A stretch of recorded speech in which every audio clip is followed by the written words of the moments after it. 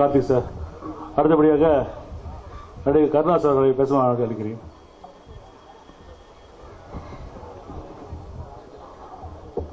எல்லாருக்கும் வணக்கம். முதன் முறையா ஒரு 23 வருஷம் சென்னையில் வாழ்ந்திருக்கோம். 24வது வருஷம் இந்த பகுதியில் இப்படி ஓப்பனா ஒரு மீட்டிங் இப்பதான் நான் முதல் முறையா பார்க்கிறேன். நான் மட்டும் இல்லை, இந்த ஏரியாவில் வயக்காடு வச்சு உழுத காலத்திலிருந்து லேஅவுட் போட்டு 72 லேஅவுட் போட்ட காலத்திலிருந்து இப்படி ஒரு மீட்டிங் நடந்திருக்காது. அந்த முதல் மீட்டிங் வரக்கூடிய தமிழ் சினிமா உலகத்தில் ஒரு மிக சிறந்த ஒரு நடிகனை உருவாக்கக்கூடிய சண்முக பாண்டியன் என்ற ஒரு மிகப்பெரிய ஹீரோவை உருவாக்கக்கூடிய ஒரு தளமா ஒரு மீட்டிங்கா இந்த முதல் மேடை அமைஞ்சிருக்கு. இதுல அவர் மிக சிறந்த ஒரு நடிகரா வளம் வரணும் அப்படின்னு மனப்பூர்வமா நான் வேண்டிக்கிறேன். அதே நேரத்தில் கேப்டனை பத்தி சில விஷயங்கள், அதாவது நாங்க பாட்ரு தோட்டத்தில் களிமண்புரம் ஸ்ட்ரீட்ல கிரிபோன்னு ஒரு லாட்ஜில் ரூம் பாயா வேலை செஞ்சிருந்த காலத்தில் எங்க அண்ணன் ஒருத்தர், ஊருக்காரர், என் சொந்தக்காரர், எங்க அண்ணன் சுப்பையான்னு ஒருத்தர் அன்னைக்கு கேப்டனுக்கு அசிஸ்டண்டா இருந்தாரு. அப்போ நம்ம ரோஹிணி தேட்டருக்கு, ரோஹிணி ஹோட்டல் டீனர்ல ரோஹிணி ஹோட்டலுக்கு பின்னாடி இவங்களுடைய ஆபீஸ் இருக்கும். ஞாயிற்றுக்கிழமை ஆனாக்க பிரியாணி போடுவாங்க. அந்த ஞாயிற்றுக்கிழமை பிரியாணி யார் வந்தாலும் போனாலும் அவங்க வயிறார சாப்பிட்டுட்டு போகலாம். இது எனக்கு தெரிஞ்சு கிட்டத்தட்ட 89, 88, 89 அந்த ஒரு காலகட்டத்தில் எத்தனை பேர் போனாலும் வயிறார அந்த ஞாயிற்றுக்கிழமை காலையிலிருந்து சாயந்தரம் வரைக்கும் சமைச்சிட்டே இருப்பாங்க. வர்றவங்களுக்கெல்லாம் வயிறார சோறு போட்டுக்கிட்டே இருப்பாங்க. அந்த மாதிரி லைன்ல நின்று சாப்பிட்டதில்லை. கருணாசாகிய நானும் ஒரு ஆள் அப்படிங்கிறத இந்த நேரத்தில் நான் சொல்லிக்கிறேன். அதை நான் ரொம்ப பெருமையாகவும் நினைக்கிறேன். ஏன்னா நம்ம என்ன விதைக்கிறோமோ அதை தான் அறுவடை செய்ய முடியும். அன்னைக்கு பிரியாணிங்கிறதெல்லாம் எங்களை மாதிரி ஒரு அடிமட்டத்தில் இருக்கக்கூடிய ஆட்களுக்கு அன்னைக்கு ஒரு கம்பெனிகளில் ஒரு 4 ரூபாய் தினக்கூலியா வேலை செய்யற ஒருத்தனுக்கு பெரிய பொருளா இருந்தது. அதுவும் பசியில் இருக்கக்கூடிய நேரங்களில் இப்படி ஒரு சாப்பாடு, அந்த மாதிரியான ஒரு நல்ல எண்ணம் உள்ள ஒருத்தர். அவரை பத்தி நம்ம நிறைய பேசிட்டே இருக்கலாம். அதை தாண்டி இதே 100 அடி ரோடு, இன்னைக்கு நீங்க பாக்குற இந்த 100 அடி ரோடு, அதுல இன்னைக்கு இருக்கக்கூடிய நம்ம கட்சியினுடைய தலைமை அலுவலகம், இதெல்லாம் பாக்குறோம். அந்த ரோட்ல எனக்கு தெரிஞ்சு உயரமா ஒரு பில்டிங் கட்டினது அந்த ராதா பார்க்கு பக்கத்துல ராவ்தர் பிலிம்ஸ் இருக்கிற அந்த பில்டிங் தான். அந்த பில்டிங் கட்டும் பொழுது அந்த இடத்துக்கு அன்னைக்கு கேப்டன் மைண்ட்ல வச்சிருக்காங்களா என்னன்னு எனக்கு தெரியாது. ஆனா ஷூட்டிங்ல இருந்து அந்த ட்ரெஸ்ஸோட ஃபுல் மேக்கப்போட அந்த ரிப்பனை கட் பண்ணிட்டு வரும் பொழுது நானும் கூட இருந்தேன். கூட இருக்கும் பொழுது அப்படி உள்ள பார்த்துட்டு அந்த பில்டிங் எல்லாம் அப்படி பார்த்துட்டு, ஏன்னா அந்த ஏரியாவில் அதான் ஃபர்ஸ்ட் உயரமான பில்டிங், இதுல நமக்கு எவ்வளவு தேரும் அப்படின்னு பக்கத்தில் இருந்த உதவியாளர் ஒரு மேக்கப் மேன் இப்போ இருப்பாரு, அவருக்கு தெரியும்.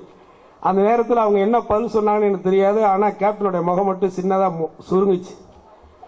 ஆனால் எவ்வளவோ இழப்புகளை கூட இருந்தவங்க செய்த இழப்புகள், துரோகங்கள், நம்பிக்கை துரோகங்கள், ஏமாற்றங்கள், இது எல்லாத்தையும் இந்த சினிமாவில் சந்திச்சு அவருக்கு வந்த அத்தனை தடைகளையும் உடைத்து எரிந்து மீண்டும் மீண்டும் உயர்ந்துகிட்டே இருக்கக்கூடிய ஒரு எளிமையான ஒரு யதார்த்தமான ஒரு மனிதர் அண்ணன் கேப்டன் விஜயகாந்த் அவர்கள் அப்படிங்கிறதையும் சொல்லிக்கிட்டு, அதே நேரத்தில் இந்த 13 ஆண்டு காலமா இந்த தமிழ் சினிமாவில் இருக்கக்கூடிய எல்லா பெரிய ஹீரோக்கள் கூடவும் நான் வேலை செஞ்சிட்டேன். அதனால ஒவ்வொருத்தரை பத்தின நல்ல விஷயங்களும் எனக்கு தெரியும், கெட்ட விஷயங்களும் எனக்கு தெரியும். நல்ல விஷயங்களை மட்டும்தான் சொல்லணும், அதுதான் மரபு.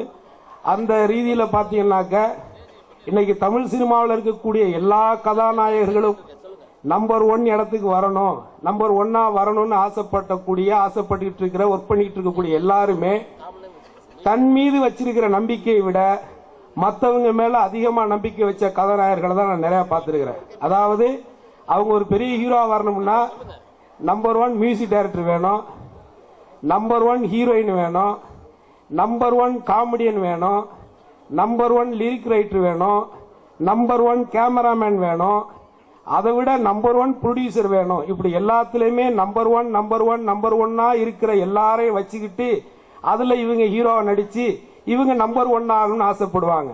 அதுல கேப்டன் மட்டும்தான் வித்தியாசமானவர். அன்னைக்கும் சரி இன்னைக்கும் சரி அவர் எந்த நம்பர் 1ஐயும் நம்பினதே கிடையாது. அவரை மட்டுமே அவர் நம்பியிருக்கார். அதை நான் கூட அவர் கூட சுதேசிங்கிற படத்துல வேலை செய்யும் பொழுது அவர் கூட இருந்து நான் அதை உணர்ந்தேன்.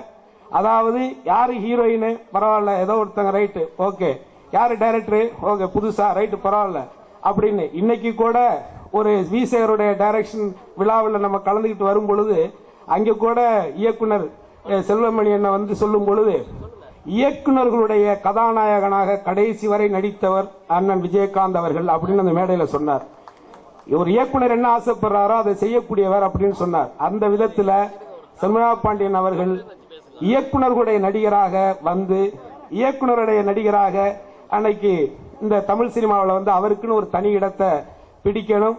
அப்படி அவர் இடத்தை பிடிக்கிறதுக்கு எங்களை போன்ற சினிமாவில் இருக்கக்கூடிய எல்லா கலைஞர்களும் கேப்டன் அவர்களுடைய செயல்பாடுகளால், அதாவது நடிகர் சங்கத்தினுடைய தலைவராக இருந்த காலகட்டத்தில் நடிகர் சங்கத்தில் இருந்த அத்தனை பிரச்சனைகளையும் அவருடைய காலகட்டத்தில் அதை அந்த பிரச்சனைகள் அத்தனையும் தீர்வு செய்து நடிகர் சங்கத்தை விட்டு வெளியிலே வரும் பொழுது, இயக்கம் ஆரம்பித்த பொழுது வெளியிலே வரும் பொழுது நடிகர் சங்கத்தில் தனியாக கடனாக இருந்த நடிகர் சங்கத்தை வைப்பு நிதி உள்ள சங்கமாக மாற்றிவிட்டுத்தான் நடிகர் விஜயகாந்த் அவர்கள் வெளியே வந்தார்கள் என்கின்ற காரணத்தால் நடிகர்களாக இருக்கக்கூடிய நாங்கள் மட்டுமல்லாது இந்த சினிமா துறையில் இருக்கக்கூடிய அத்தனை டெக்னீஷியன்களும் அவருடைய இல்லத்திலிருந்து உருவாகக்கூடிய செம்மையா பாண்டியன் என்ற ஒரு கதாநாயகன் இந்த தமிழ் சினிமாவிலே நிலையான ஒரு இடத்தை அடைவதற்கான எல்லா நிலைகளிலும் எங்களை போன்ற உண்மையானவர்கள் எந்த சூழ்நிலையிலும் உங்களுக்கு உங்களுடைய மகனுக்கு பின்பலமாக இருப்பார்கள் என்ற நம்பிக்கையோடு நான் நிச்சயமாக உங்களுடைய செம்மையா பாண்டியனுடைய வளர்ச்சிக்கு என்னால் முடிந்த அளவுக்கு நான் பிக்கபலமாக இருப்பேன் என்ற ஒரு உறுதியை இந்த நேரத்தில் தெரிவித்துக் கொண்டு வாய்ப்புக்கு நன்றி கூறி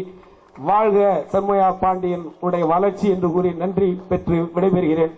வணக்கம்.